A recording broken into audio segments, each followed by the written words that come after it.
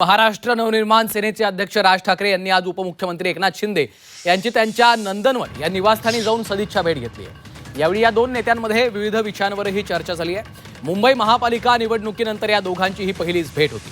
मुंबई महापालिकेसह राज्यातील इतर महापालिका निवडणुकांमध्ये ठाकरे बंधूंच्या युतीची झालेल्या पिछेहाटच्या पार्श्वभूमीवर ही भेट महत्त्वाची मानली जाते। तर राज ठाकरे आणि एकनाथ शिंदे यांच्या भेटीनंतर भविष्यामध्ये काही वेगळी राजकीय समीकरणं बांधली जाणार का अशा चर्चा देखील आता सुरू झाल्यात। तर खास करून मुंबई महापालिकेमध्ये काही समीकरणं बदलणार का याकडे देखील लक्ष लागलेलं आहे।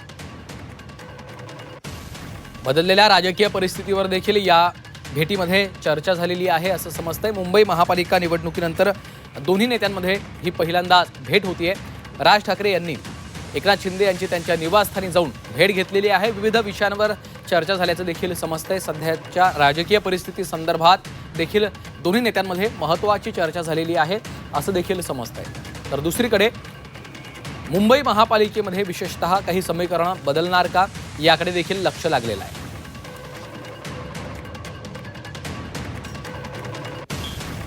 आणि या संदर्भात अधिकची माहिती घेऊयात। आमचे प्रतिनिधी ओम देशमुख सध्या आपल्यासोबत थेट जोडले गेलेले आहेत। त्यांच्याकडून अधिकचे अपडेट्स घेऊयात। ओम, आपण पाहतोय या भेटीकडे आता लक्ष लागलेलं आहे आणि भविष्यामध्ये काही वेगळी राजकीय समीकरणं पाहायला मिळू शकतात का अशा देखील चर्चा आता या भेटीच्या निमित्तानं सुरू झालेल्या आहेत।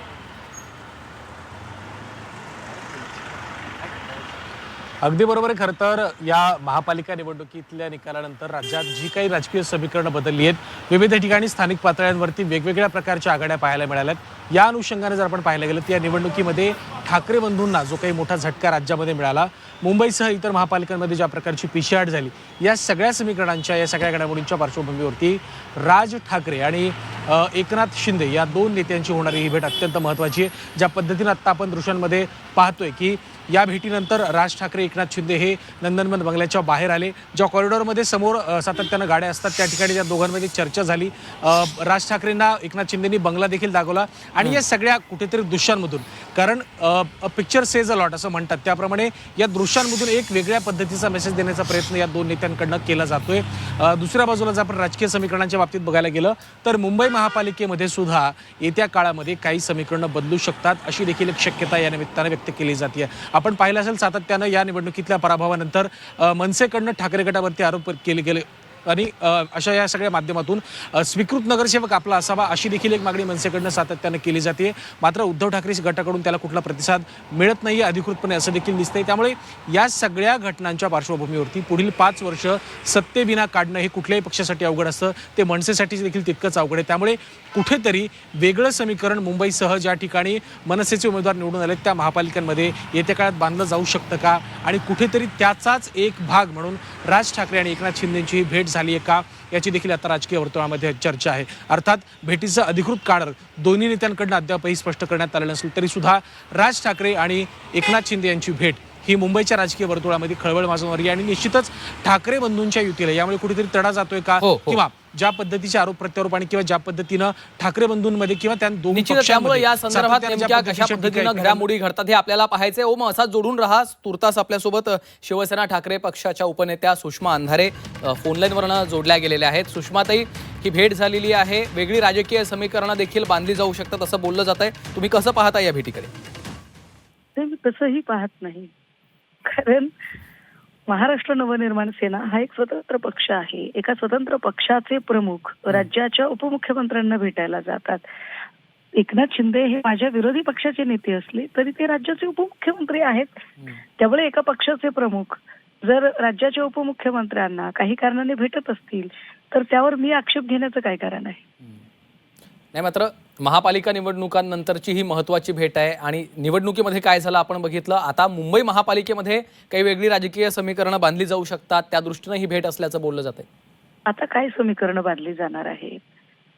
लोकसभा झाली, विधानसभा झाली, महापालिका झाली, निवडणुका संपल्या, महापौर उपमहापौरांच्या निवडी झाल्या, स्थायी समिती अध्यक्षांच्या निवडी झाल्या।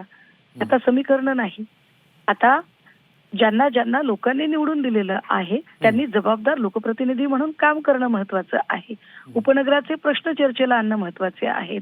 कदाचित त्या उपनगरांच्या प्रश्नांशी संबंधित ही भेट असू शकते। कदाचित मुलुंड मेट्रोची जी दुर्घटना झाली, या दुर्घटनेमध्ये जे मृत्युमुखी पडलेले लोक आहेत त्यांच्या मृत्यूला जबाबदार कोण, काय त्या अधिकाऱ्यांवर कारवाई झाली? अधिकाऱ्यांवर कारवाई करताना मुळात हे कंत्राट एका आंतरराष्ट्रीय कंपनीला का दिलं गेलं?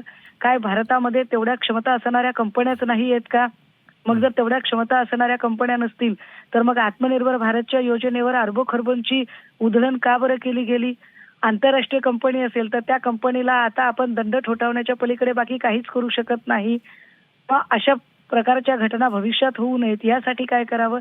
कदाचित अशाही मुद्द्यांची चर्चा असू शकते. ठीक आहे. सुषमा अंधारेजी, खूप खूप धन्यवाद आपल्या या प्रतिक्रियेसाठी. तर सुषमा अंधारे यांची ही प्रतिक्रिया आपण बघितलेली आहे. राजकीय चर्चा नाही तर इतर कामांसंदर्भात देखील ही भेट झालेली असू शकते असं त्यांनी. मनसे नेते योगेश चिले देखील सध्या आपल्यासोबत फोनलाईनवरनं जोडले गेलेले आहेत. योगेश जी, काही वेगळी राजकीय समीकरणं येत्या काळामध्ये पाहायला मिळू शकतात का महाराष्ट्रामध्ये? या भेटीचं काय नेमकं कारण होतं? नाही, ही भेट संपूर्णपणे वैयक्तिक होती. महाराष्ट्रातल्या निवडणुका आता संपलेल्या आहेत आणि पुढील 2-2.5 वर्ष कोणत्याही निवडणुका महाराष्ट्रामध्ये नाहीत, ग्रामपंचायतीच्या सोडल्या तर. हो. त्यामुळे कोणती राजकीय भेट सध्या तरी संभाव्य नाही आहे. ज्यावेळी होईल त्यावेळी ते तुम्हाला लगेच लक्षात येईल. नाही, मात्र निवडणुका जरी इतक्या तुर्तास नसल्या तरी देखील स्वीकृत नगरसेवकाचा मुद्दा आहेच आहे. त्या संदर्भात देखील याच्यात चर्चा झाली असं समजतंय. नाही, त्या संदर्भातल्या ज्या चर्चा करायच्या असतील कल्याण डोंबिवलीच्या, ते आमचे राजूदादा पाटील समर्थ आहेत ते करण्यासाठी. निव्वळ त्या चर्चांसाठी माननीय साहेब एकनाथ शिंदेना भेटणार नाहीत. इतरही त्यांचे वैयक्तिक विषय असू शकतात, घरचे काही त्यांचे घरगुती संबंध आहेत चांगले, त्या संदर्भात ते भेटले असू शकतात. परंतु राजकीय विषय कोणताही या भेटीमध्ये झालेला नाही. ही भेट नेमकी कशासाठी होती हे देखील समोर आलं नाहीये मात्र मनसेकडनं अद्याप. नाही बघा, 2 नेते महाराष्ट्रामध्ये भेटतात त्यावेळी ती राजकीय भेटच असते असं काही नाहीये. आपल्याकडे महाराष्ट्रामध्ये पूर्वापार परंपरा आहे संबंध जपायची. त्यामुळे निवडणुकीमध्ये जरी एकमेकांवर टीका केलेली असली तरी निवडणुकीच्या नंतर सर्व पक्षीय नेते हे एकमेकांशी संबंध चांगले राखून असतात. त्यामुळे एखाद्या घरचं काहीतरी घरगुती भेट असू शकते ती, किंवा एखाद्या कामासंदर्भातली भेट असू शकते, परंतु राजकीय भेट नाही हे मात्र आम्ही निश्चितपणे सांगू शकतो. ठीक आहे. योगेश चिलेजी, धन्यवाद आपल्या या प्रतिक्रियेसाठी. तर आपण पाहतोय महापालिका निवडणुकांनंतर ही पहिलीच भेट असली तरी देखील हे व्यक्तिगत भेट असल्याचं मनसेच्या वतीनं सांगितलं जात आहे. ओम देशमुख देखील आपल्यासोबत जोडले होते. ओम, धन्यवाद या माहितीसाठी.